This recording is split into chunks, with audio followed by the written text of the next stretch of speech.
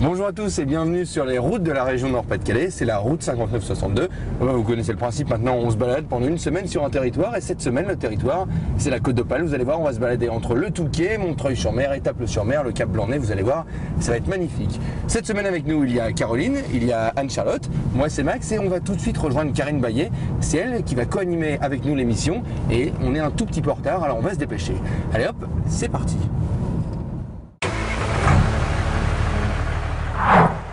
Pour cette première journée sur la Côte d'Opale, Karine Baillet nous a donné rendez-vous au Touquet. C'est son lieu de résidence mais aussi son terrain d'entraînement. Karine, c'est 20 ans de sport au plus haut niveau.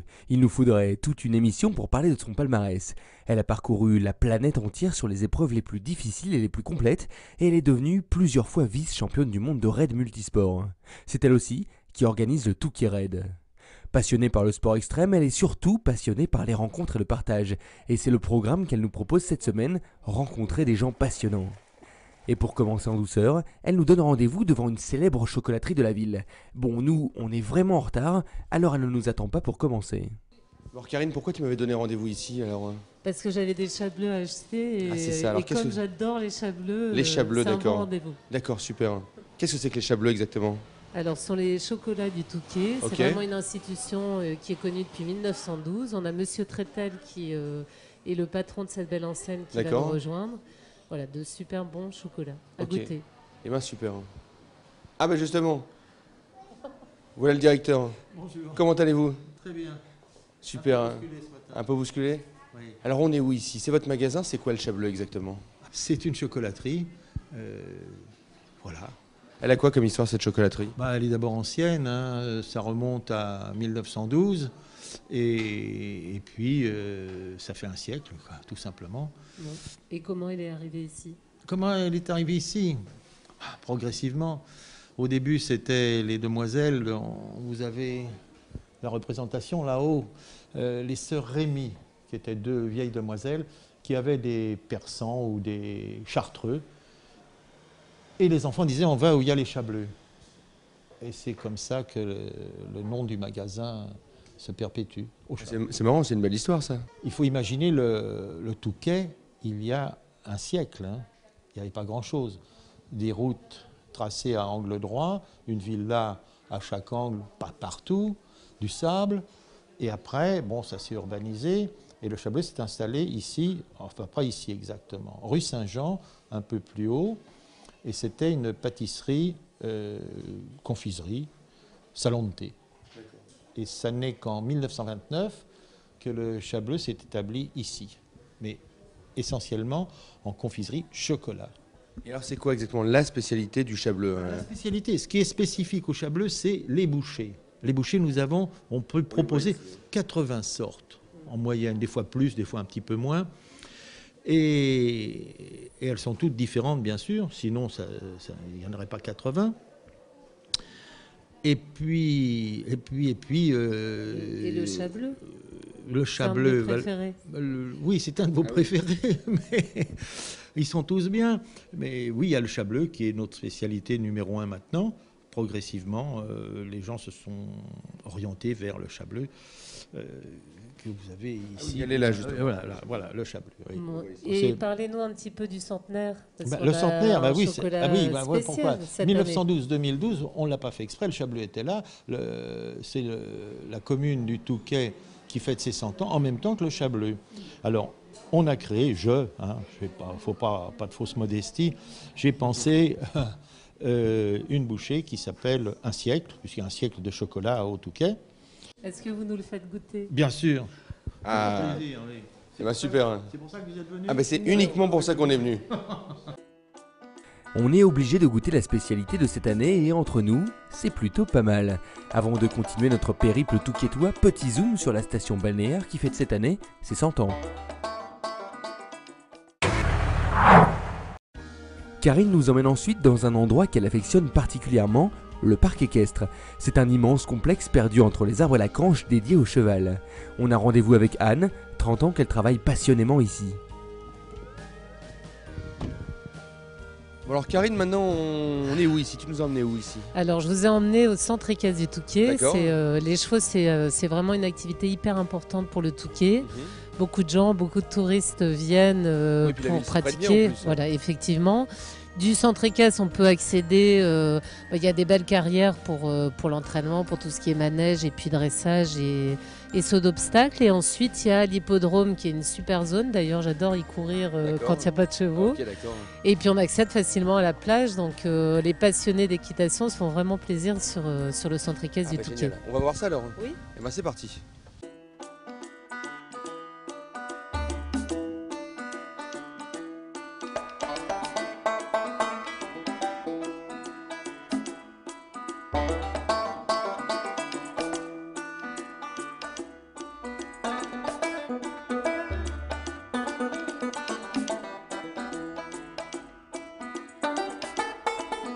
Donc Karine, toi quand tu avais des épreuves à préparer à cheval, c'est ici que tu venais t'entraîner alors? Alors c'est ici que je venais m'entraîner et j'avais aussi une enseignante hors pair puisque Anne m'a donné beaucoup de conseils et ça m'a bien aidé sur tous les raids que j'ai pu faire.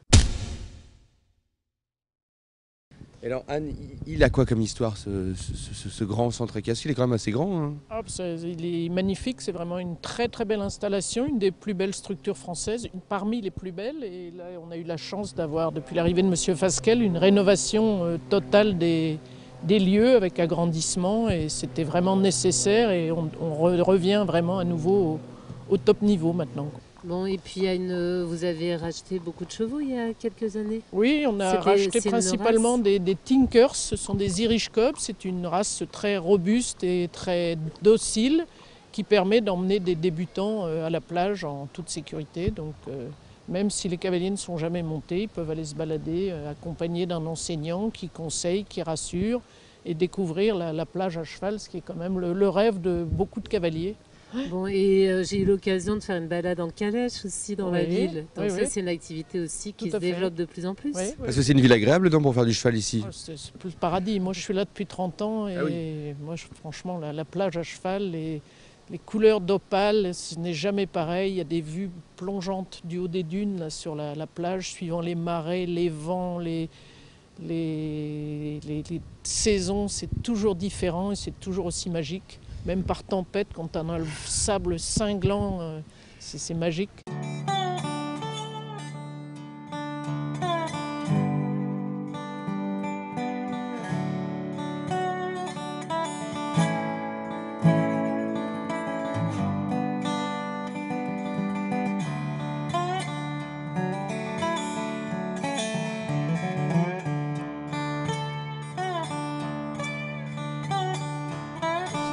C'est un de vos préférés?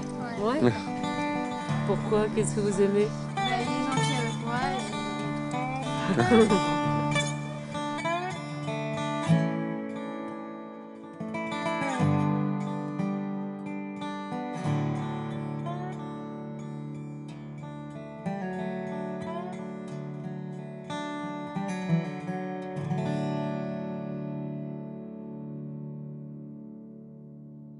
Le temps de continuer notre visite sur le parc, on vous laisse avec une rencontre, celle de Laetitia Rougeau et Léna Clax. Vous allez voir, on y parle de bijoux très fantaisie.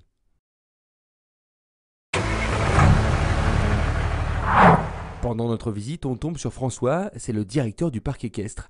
Le jour de notre rencontre, on est à moins de 10 jours du coup d'envoi des Jeux Olympiques de Londres, alors le directeur du site labellisé Base Arrière pour les JO n'est pas peu fier.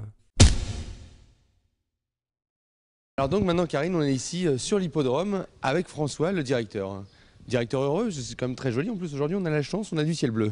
Absolument, oui. Je suis directeur du parc équestre, un site qui est unique et formidable puisqu'il y a une architecture, vous avez vu au niveau des bâtiments qui est assez originale et en même temps une qualité d'infrastructure exceptionnelle puisqu'on est la base arrière des Jeux Olympiques là cette année et puis aussi une qualité environnementale qui est exceptionnelle puisqu'on est au pied d'une forêt, 50 km de piste cavalière et au pied aussi d'une plage avec des kilomètres de sable fin.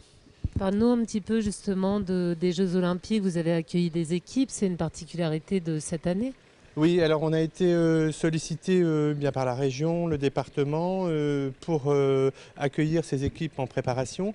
Alors on a déjà eu des équipes françaises, une équipe française qui est venue s'entraîner en l'occurrence pour le complet, Voilà, on devait avoir aussi une équipe d'Argentine qui devait passer ici une 8aine de jours. Mais malheureusement, ils ont eu des soucis à la dernière compétition, ils ont dû rentrer chez eux. Et là, on attend l'équipe de France de complet, de CSO et de dressage qui vont se positionner quelques jours ici avant leur départ à Londres. Et ils ont de quoi s'entraîner pour toutes les compétitions à Londres? Alors oui, là ici, ils ont tout ce qu'il faut au niveau infrastructure. On est sur 50 hectares, une qualité d'infrastructure des sols qui est exceptionnelle. Et pour aussi la mise en souffle des chevaux, la forêt, la plage. Donc pour eux, c'est un endroit idéal. Vous m'avez dit tout à l'heure, il y a une capacité d'accueil de 300 chevaux ici? Oui, on a la capacité d'accueil, c'est 300 box. Voilà, c'est 20 personnes qui travaillent ici, puisque les amplitudes, c'est 6h30, 22h tous les jours, et 365 jours sur 365. Oui, est-ce que ça te laisse un petit peu de temps de continuer à monter? Oui, est-ce que vous faites du cheval encore? Oui, non, alors pas vraiment, non, j'ai pas beaucoup de temps parce que tout le côté administratif et d'organisation prend du temps, mais en tout cas, il faut être très très passionné pour pouvoir travailler dans ce milieu, et c'est ce qui fait aujourd'hui que je me lève avec autant de pétillance, c'est cette passion. Juste avant de se quitter, un peu de musique. Laurent Dereux et la Grand Place avaient accueilli Amandine Bourgeois. Maxime, on vient Oui. de visiter le Touquet. Qu'est-ce qui t'a marqué? Qu'est-ce qui t'a plu au Touquet? Alors c'était une belle première journée, c'était très bien de commencer par du chocolat, c'est très bien pour commencer cette journée. Et puis non, c'est une jolie ville pour y faire du cheval, c'est vraiment génial. Je pense que j'essaierai de revenir pour faire du cheval, c'est vraiment joli. Et où est-ce que tu nous emmènes demain alors? Alors, je vous emmène à Étaples, pas loin du Touquet, D'accord. une autre ville tournée vers la mer qui vaut vraiment le coup d'être connue. Ah bah super, très bien. Donc on se retrouve demain ou tout de suite sur weo.fr. À demain, salut!